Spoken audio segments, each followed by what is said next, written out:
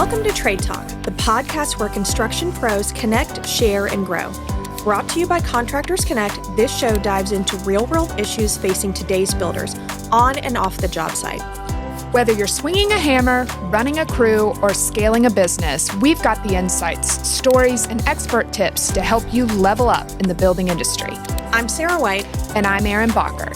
And together, we'll be talking shop with industry leaders, tradespeople, and innovators who are shaping the future of construction. Let's get to work. This is Trade Talk.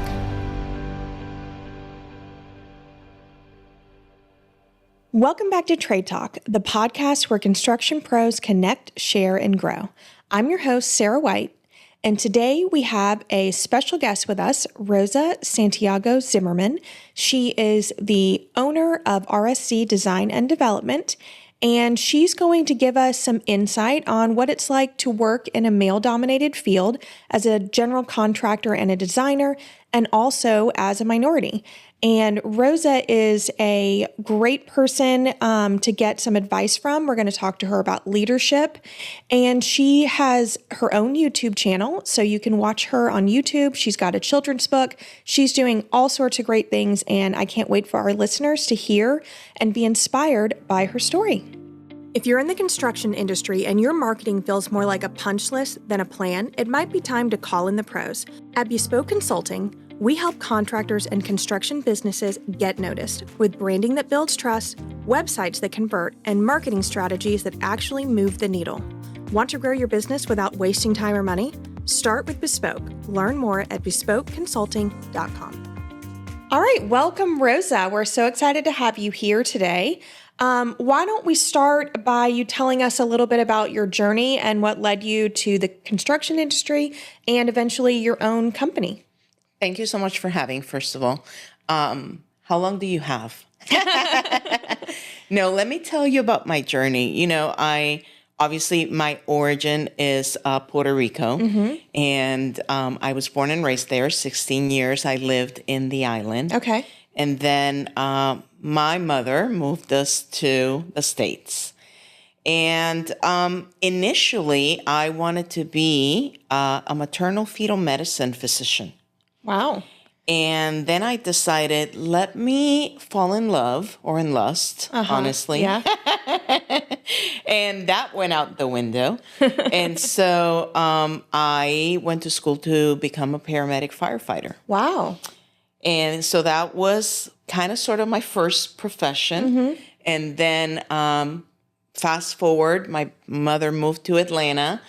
And I said, you know what, let me check this out. You know, she was there, I was lonely, and I went to Atlanta, and I honestly believe that in Atlanta is where pretty much everything happened to where it leads me to now, right? Where I am in my career now.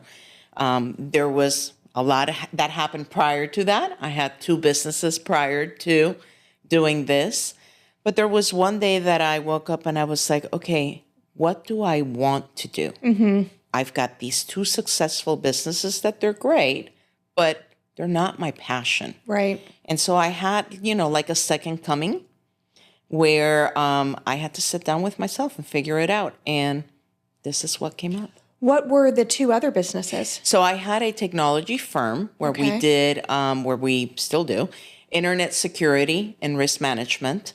And my husband leads that. And then I had a bilingual placement firm for bilingual professionals. Wow. Yes. So those things have nothing to do with medicine or construction. No, nothing at all. Okay. No, I've lived. Yes, you really have. So what is something about, you know, that journey in your early career that has shaped who you are today? You know, I think that I don't know that is, you know, the journeys, and obviously every journey has an experience, right? But I think a lot of it has to do with my origins. I come from a line of very strong women. And I go back as far back as my great-grandmother. You know, they lived in a way that was not normal for the times. Right. My great-grandmother had 13 kids. Wow. You know, I think 3 husbands, very independent. Same thing with my grandmother. She was a nurse when no woman was a nurse.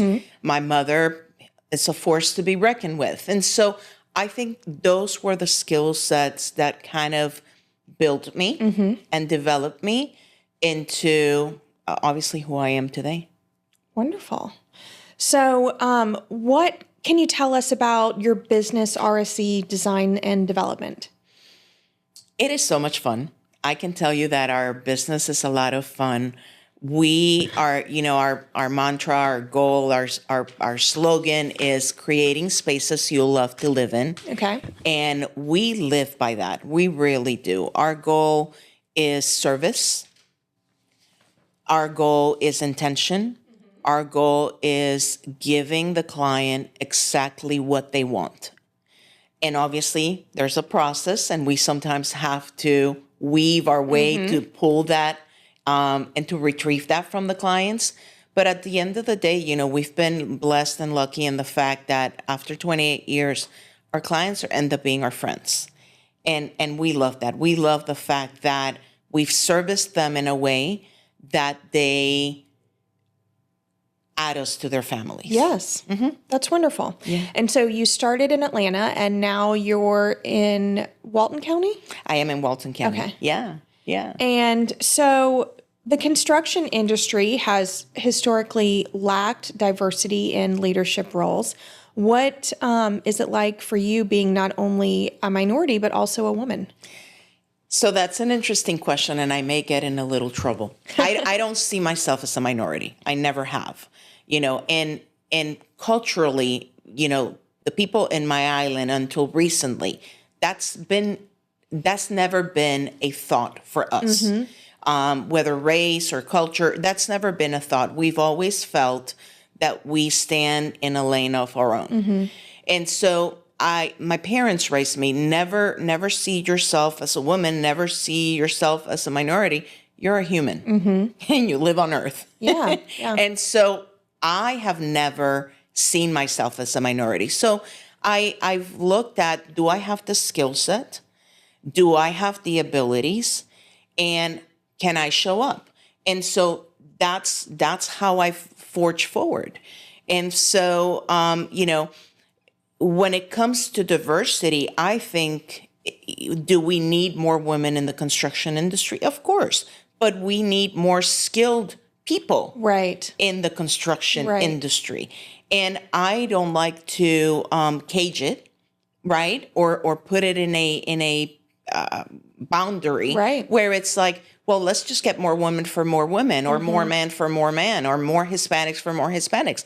No, let's get the people who have the drive and the grit and the intention and the skill set to succeed at the job. Right. So we're finding the right person for the job, no matter who they are. Absolutely. And so I love the construction industry, and I've relied on everybody to guide me along the way. When I started, yes, I was one of the very few women, but I didn't see myself as one of the very few women. I saw myself as someone who doesn't know too much, and I need to go partner myself with the resources who are going to teach me, who are going to allow me to elevate to that next level.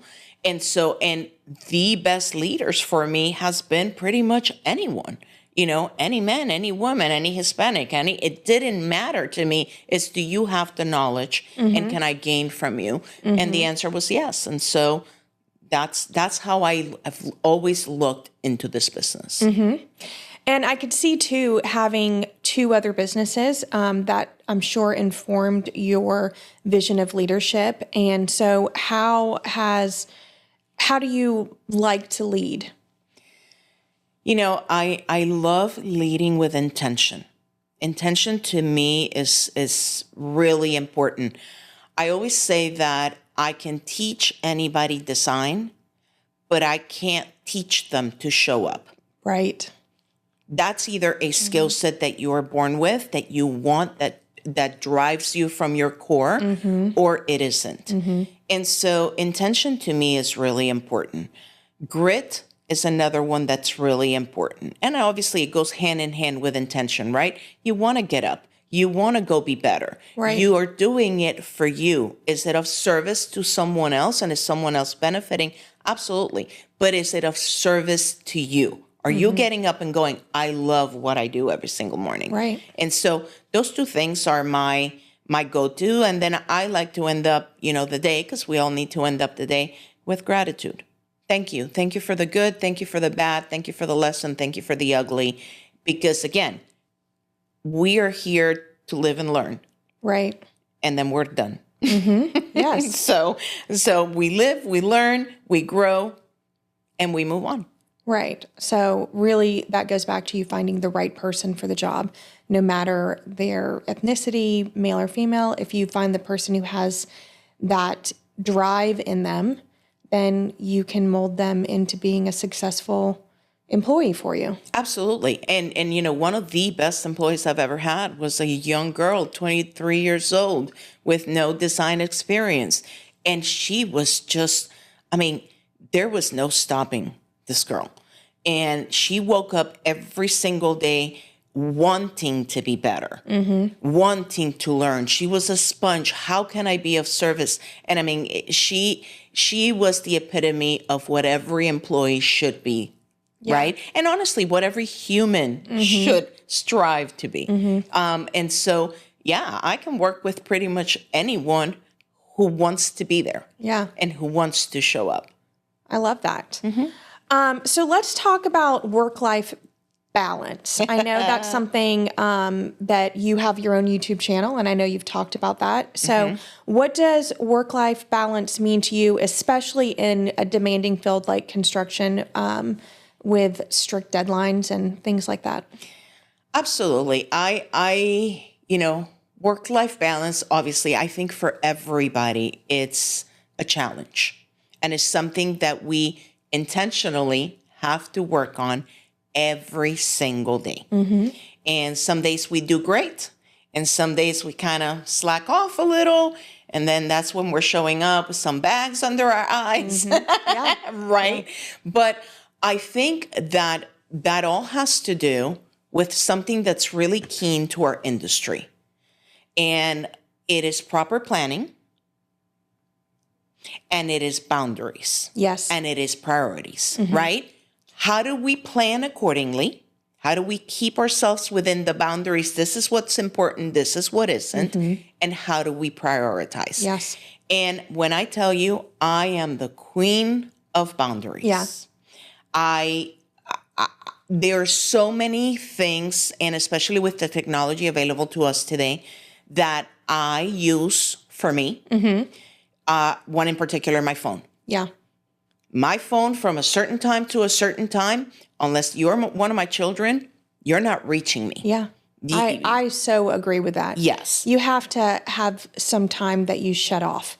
You don't need, it's not your requirement to be available to people 24/7. No. And the boundary comes in the fact that, if you train, whether it's your clients, your employees, your vendors, whoever, into believing that, then they will use that and they will abuse it. That is just human nature. It's not ill-intended. It is human nature. My mother used to say, if I give you this, you take this. Yeah. Absolutely. That's how it works, right? And so, my contractors, they know we may call her on Sunday, but we should be very grateful if she happens to pick up. Yeah.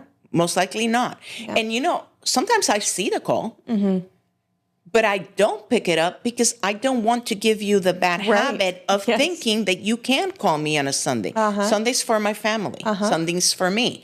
And the same thing goes for Saturday. I work from 4 to 4, 4 a.m. to 4 p.m., Monday through Thursday. That's plenty of time to work. I do the math. It's 48 hours a week. Yeah. Right? And so Fridays, I'm not available. I may be working, and I may actually be doing design concepts, working with the billing people, doing whatever, but I'm not answering the phone. And so it is creating those boundaries and prioritizing and understanding that if you choose, and it's a choice, right, to be available 24/7, then that's on you.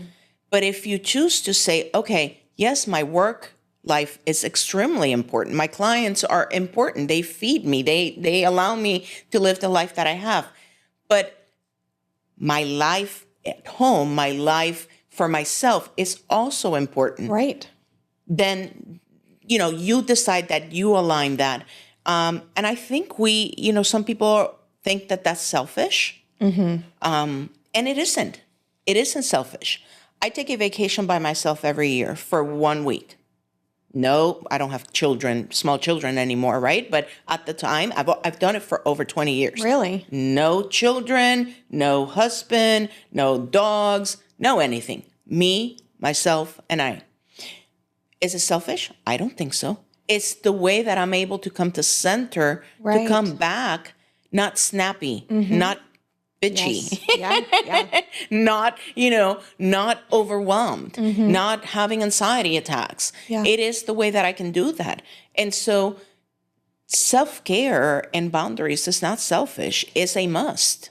Right. And it also allows you to be fully present and available to your team when you are working and not distracted, because you know that you have these set times that I get to recharge and I can put work away. And then you can be fully present with your family, with yourself, or with your team when you need to be. Absolutely. 100%. That's great. Agree. So tell me about this trip that you take every year. What made you start doing that? I started doing that, I think I was 25. Wow. 25. I'm only 26, just so you know. So just last year. No, I started at 25, and it's so funny. And some mothers will agree, some mothers don't. There were two things that I did. One was that trip. The other one is for Mother's Day, I did not want to be with my children. I totally understand that. I don't. Yeah. It's if we look at how our society operates, for Mother's Day, the kids are with mom. And then for Father's Day, the kids are with mom. Right? Yeah. Because dad goes golfing with his buddies or fishing or whatever. And so I decided I was going to be a dude. Yeah. And I was going to take Mother's Day for me. So for Mother's Day, I would go away with my girlfriends. I would go away with my mother. Yeah. And that's nice. Dad kept the kids. And so again, it's creating those boundaries that may be unorthodox, and society may think that's kind of weird. But for me, it worked, and it worked for our family, and people understood, hey, the trip, it was just something I started at 25. And again, that coming to center, and especially once I got into, both of our other industries were very high demand, very high level, especially the security firm. Yeah. And so you're taxed out, you're stressed out at the end of the year. And so I always took that trip in January. And it was, especially after the holidays as a mother, that's very draining. That's a mother with family, with the good ones, the bad ones, the dynamics. That's just October through December is a lot as it is, right? And then you add children to the equation, and you add dogs, and you add all of it. And so in January, I would just be like, gotta go, peace out. I'm going for a week. And it was no communication, no anything, just me. I got here and I'm heading home. Yeah. And so and it just made me a better human. Yeah. And I think my family understood that. I know they did. And they appreciated the better human that came back. Yeah. That's wonderful. I love that. So have there been moments when you've had to choose between personal and professional requirements, and how did you make that choice? For me, again, because I'm and I'm going to use the term because I think in our profession, right, is a skill set that everybody should have. But I'm so OCD when it comes to who I am and what I am and how I serve as a wife, how I serve as a mother, how I serve as in whatever role, that those decisions are not hard for me. I know where I stand, and I look at, okay, is this family or is this business? Well, at the end of the day, the legacy I want to leave behind has nothing to do with my business. Right. It has to do with the children I've raised. It has to do with the person I've been as a daughter, as a wife, as a friend. And so that's a no-brainer for me. If I have to choose between family and business, it will always be family. There are times that the decision doesn't have to be so crucial, whether it's one or the other. And then I look for ways on how do I incorporate it. If you look at some of the videos in our channel, you see me with my 1-month-old granddaughter sitting at a job site that we were way behind schedule on because of COVID. And so, but there she is sitting here in my arm because my daughter's part of the team and she had to be there. So, this little girl has been in a job site since literally 4 weeks old. Yeah. And that's the way I raised my kids. My kids were in boardrooms since they were little. And it taught them to be extremely well behaved. Yes. And, able to eat at a restaurant and put a napkin on their lap and cut the steak and so. Well, and see what their mother does when they're not at home. Absolutely. And so it's a balance. But again, it has to do with having the self-awareness and that self-love to say, what's important to me? Right. Answer that question. Because we all can be superwomen, right? Especially as women. We all can and want to be superwomen, but should we be superwomen? Right. That's the question. And is it sustainable? Well, we know it's not. Yeah. Right? Right. We know it's not. We know that at some point we're going to burn the candle at one end or the other or both. We know that. That's a given. The question is, where do our priorities lie? Right. And it's one of the things I share with people coming into the industry. But honestly, it goes across the board. It's anybody's life. That's how I feel people need to look at it. But people coming in the industry, I always tell them, who are you? What are you? Where are you going?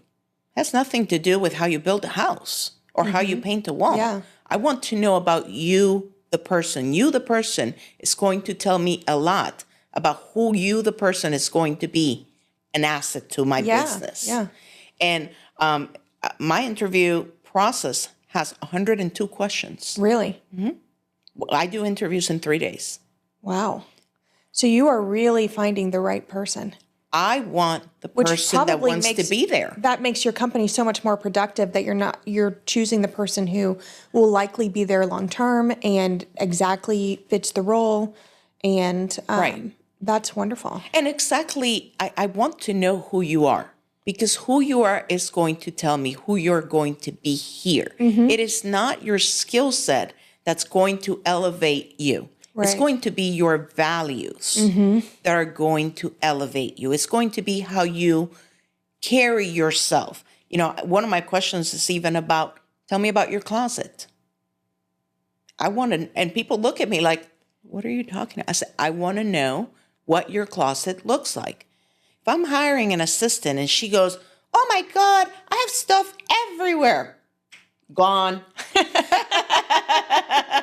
Yeah. If you can't organize your own life, how are you going to organize mine? Exactly. Exactly. Yeah. And people take those things for granted. But who you are as an individual that makes sense. tells you a lot. Well, and that person might be great at another job where they're not, organization is a key role in being an assistant. So. Yes. Yeah. But it's, again, those values to me, at least in my firm, in my circle, in my brand, they're important. Who are you as a person? What is important to you? Where are you going? Where do you want to be? Because the other thing is, I want to be able to work with you to elevate you. Right. I'm going to be very bored, honestly, if I can't elevate you. And it doesn't mean that you are going to go from the assistant to the CEO, Right. but I want you to want to grow. Right. Yeah. Because guess what? I want to grow. Right. And if you don't have a growth mentality, how do I grow? You're not helping the process. Yeah. And so to me, again, that's all part of the ingredients to the success. I love that. Yes. So I know you've mentioned that your mother, grandmother, great-grandmother were all a great role models for you. Did you have any other mentors coming along that kind of helped you come up with this vision that you have? And I guess you would say it's your mentality of, having priorities and intention. And how did somebody kind of teach this to you? We can, this could be a whole podcast. Yeah. I believe that, from our origin stories, right? We're all built. The good, the bad, the ugly, the challenges. I was born into a family of 4 that shortly after I was born became a family of 3. Okay. And so a lot of those experiences honestly built me. And, if we relate this back to our industry, to construction, we know that foundation has got to have the proper soil, it's got to have the proper rebar, it's got to have the proper concrete. You need to let it cure. You need to let it cure. And so I have an alignment of experiences that forged me and led me into being a woman that has to stand on her own. Because that's what I saw. Right. And that's what I lived. And it's interesting. I am now going through a re-evaluation again, because I believe that we all should be evaluating every 10 years or so. Yeah. Of how do I tone down? Right. Yeah. That woman, because I'm at a different phase in my life now, right? And maybe that's not necessary. It's no longer necessary. That survival skill is no longer necessary. So how do I, tone her down? So I think that's part of where my skill set comes from, more than having role models out there. In the industry, one that I've always followed has been, I forgot her name. Candice. She used to be in HGTV at the very beginning. Candice Olsen? Olsen, yes. Yeah. I've always loved her. Don't know why. As a matter of fact, I have her first book. And when I decided, what do I want to do? She's one of the things I pulled out. And so, and I think the relationship, I played volleyball in high school, and she was a volleyball player. Okay. So I think the relationship kind of I connected it. But in addition to that, and honestly, the person that keeps me sane most of the time and grounded, I have a life coach. And, one of the things I share with people, don't ever start a business without an accountant or an attorney. Yeah. And don't ever start a business without a life coach. Yeah. Or a therapist, whatever you want to call it. But I do. I have someone that is my bouncing board. That is my go-to. Just like we maintenance our cars. Right. I am a wholeheartedly believer, and I have been for 20 plus years, of all of this, the good, the bad, the ugly, the madness, has to go somewhere. And I don't impose that on the people I live with. Right. I impose that on someone who's an expert. Right. Just like people come to me to build their houses or design their homes. I'm the expert in the field, right? I go to the expert to give me the perspective that actually helps me expedite the process, right? And then, yes, do I have friends that I go to, and once in a while it's like, rah, rah, rah. Sure. Right. But then you're kind of giving them the burden of helping you figure this out and I mean, everybody does that, and I think you should do that. But I think that's a great concept of go to somebody who this is their job to help you through this. Yeah. And not only the burden, right? I may be going to a friend who I may love very much, but she may be a lot more screwed up than I am. Yeah. Yeah. True. Right? And so do I really want that advice? Right. And I'm a very private person. So, my dirty laundry stays at home. Yeah. And so for me, the professional is the way to go. And it's been for 20 years. Yeah. Have you had the same person for 20 years? No, the person that I have now have had her for 10 years. Okay. That's a long time. Yes. That person really knows you. Oh, yes, she does. She could write a book. Yeah. Maybe she will. We're working on it. Yeah. How fun. Well, speaking of books, let's talk about your book. Thank you. What a segue, huh? Yeah. Way to go. Rosita. Let's talk about Rosita. Let's leave it there so that can we see it? Can we see it from here? Okay, cool. So Rosita's Design Adventures, that was one of my, bucket list items, one of those goals in this new phase that I have in my life. I wanted to share my story. I wanted the representation because, again, although I don't look at it head on, it is important. Mm-hmm. I wanted to be able to tell my story from my perspective, from me as a little, Hispanic little girl going out there and living design adventures. Yeah. I wanted this to be bilingual because why not? Right. I speak two languages, and we have such a world out there that needs to be able to see themselves in these characters. Yes. And that is so important. Yeah. They need to be able to see themselves in these characters. And so Rosita's Design Adventure, The Blue House, which is the first book of 4. Oh, wow. Yes. I didn't know there were 4 books. Yes. Wow. Yes, there are 4 books. You don't do anything in a small way. I do not. I do not. That's why my boundaries are so important. Yeah. That's why they are. Yes, so there are 4 books. This is the first one of 4. And The Blue House is actually a project that we did in Braselton, Georgia. Okay.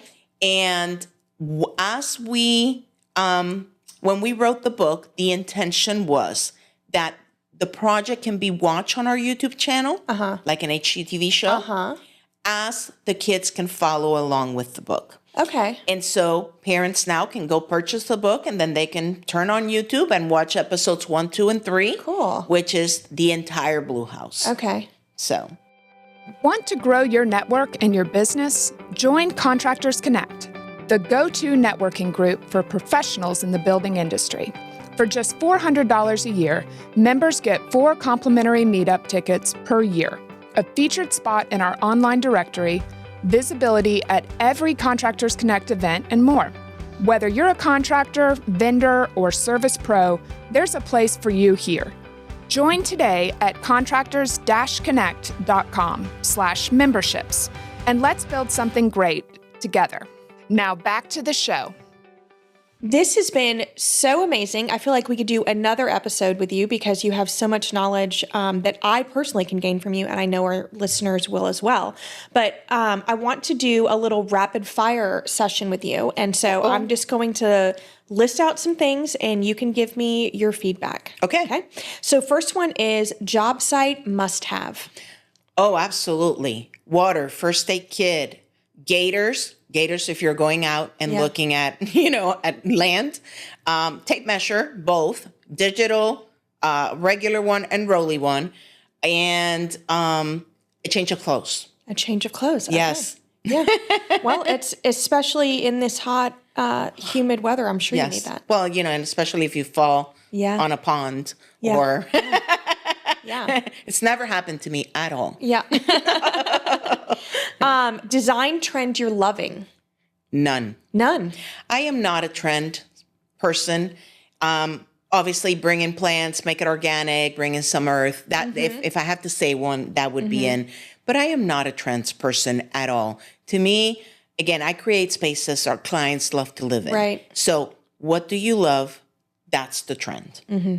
Yeah, that makes sense. Leadership trait you value the most?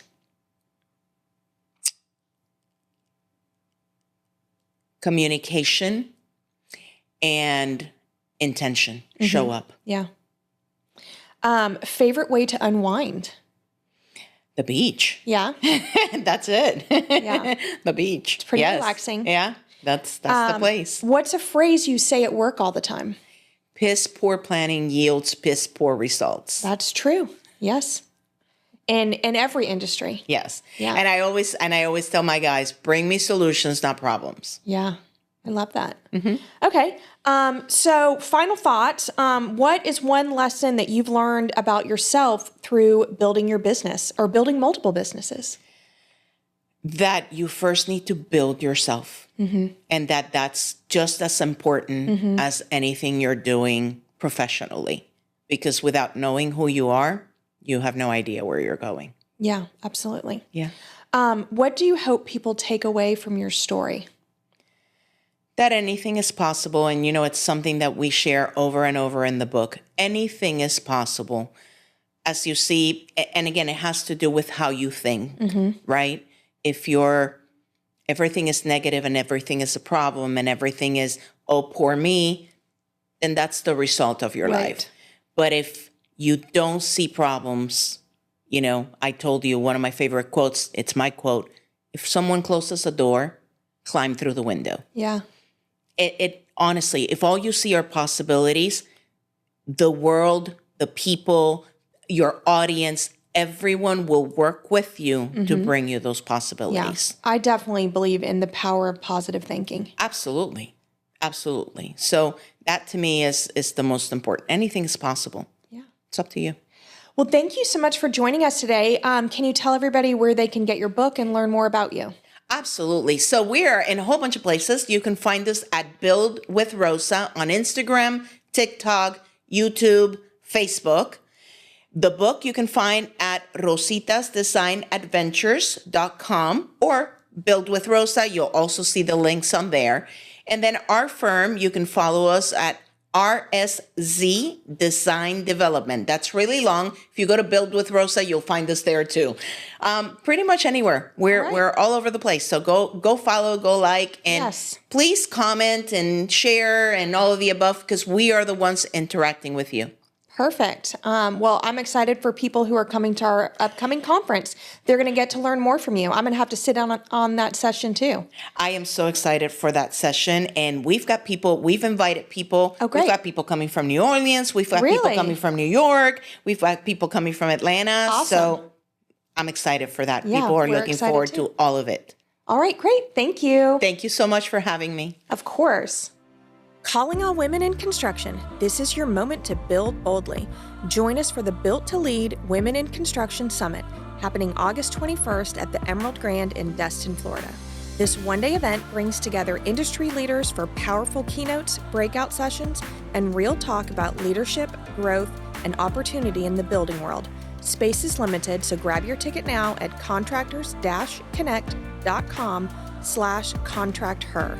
Let's break ground together.